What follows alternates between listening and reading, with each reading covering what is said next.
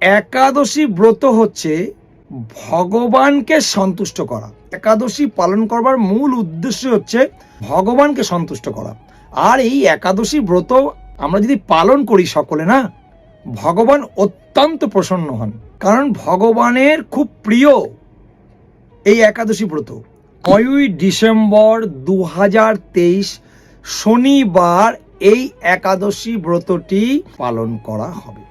তো আপনারা যারা আমিষ আহার করেন অবশ্যই এই একাদশী ব্রতটি পালন করতে গেলে 8 তারিখ, 9 তারিখ এবং 10 তারিখ কমপক্ষে 3 দিন নিরামিষ আহার করতে হবে।